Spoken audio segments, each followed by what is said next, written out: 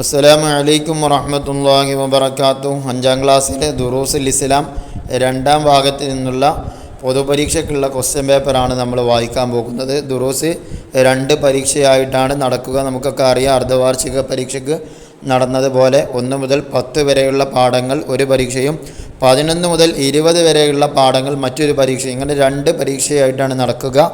അതിൽ 1 മുതൽ 10 വരെയുള്ള പാഠങ്ങളുടെ ക്വസ്റ്റ്യൻ പേപ്പറാണ് നമ്മൾ വായിക്കുന്നത്. ഇൻഷാ അല്ലാഹ് ഓരോ പാഠങ്ങളും കൃത്യമായിട്ട് വായിച്ച് നോക്കിയിട്ട് അതിൽ പഠിക്കാനുള്ള ഭാഗങ്ങൾ കൃത്യമായിട്ട് പഠിച്ചു വെക്കാനുള്ള ഭാഗങ്ങൾ, കുറഞ്ഞ ഭാഗങ്ങൾ ഉണ്ടാവുള്ളൂ, അവിടെ അണ്ടർലൈൻ ചെയ്തുകൊണ്ട് അത് കൃത്യമായിട്ട് പഠിച്ചെടുക്കുക.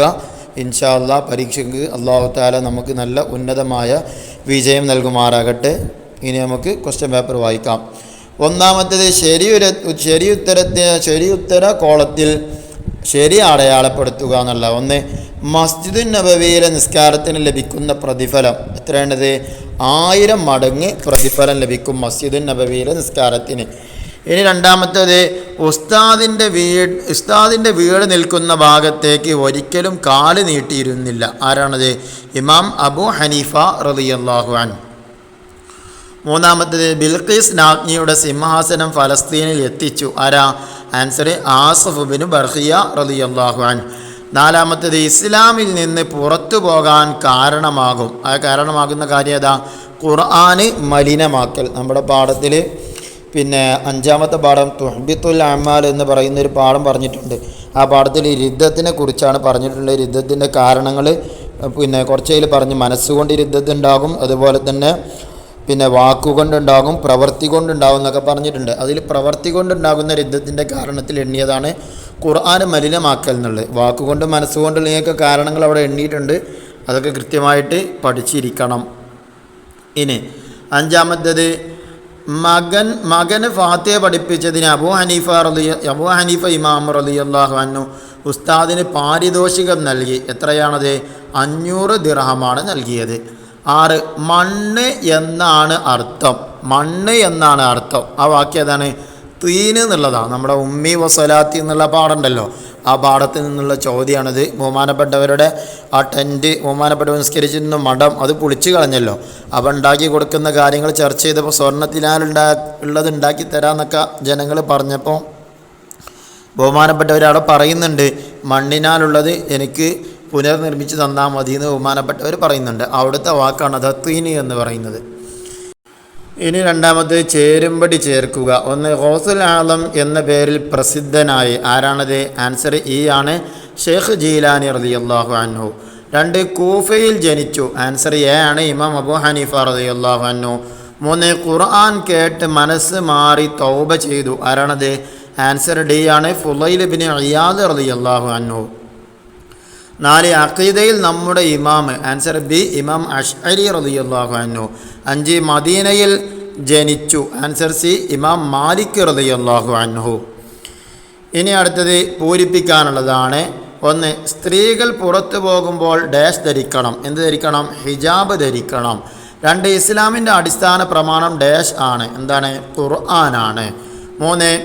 അറിവ് പഠിക്കുന്നതിന് മുമ്പ് വിദ്യാർത്ഥി ഡാഷ് ശുദ്ധമാക്കണം. എന്ത് ശുദ്ധമാക്കണം? മനസ്സ് ശുദ്ധമാക്കണം. 4. മുർത്തദായാൽ ശാശ്വതമായ ഡാഷ് ആണ് ശിക്ഷ. ശാശ്വതമായ നരകവാസമാണ് ശിക്ഷ. 5. ഇമാം മാലിക് റളിയല്ലാഹു അൻഹു ഡാഷിൽ അന്ത്യവിശ്രമം കൊള്ളുന്നു. എവിടെയാണ്? ജന്നത്തുൽ ബഖീഇൽ അന്ത്യവിശ്രമം കൊള്ളുന്നു. 6. പണ്ഡിതന്മാരെ കുറ്റം പറയൽ ഡാഷിന് കാരണമാകും. ആൻസർ സർവനാശത്തിന് കാരണമാകും. ഇനി ഒറ്റ വാക്കിൽ ഉത്തരം എഴുതുക. 4ാമത്തേത് 1. തൗബയുടെ ഷർത്തുകൾ എത്ര? ആൻസർ 4. 2. 4 മദ്ഹബിൽ 1 പിൻപറ്റുന്നതിൻ്റെ വിധി എന്ത്? ആൻസർ നിർബന്ധം. 3. ഇമാം മാലിക് റളിയല്ലാഹു അൻഹു രചിച്ച ഹദീസ് ഗ്രന്ഥത്തിൻ്റെ പേര്? ആൻസർ അൽ മുവത്ത. 4.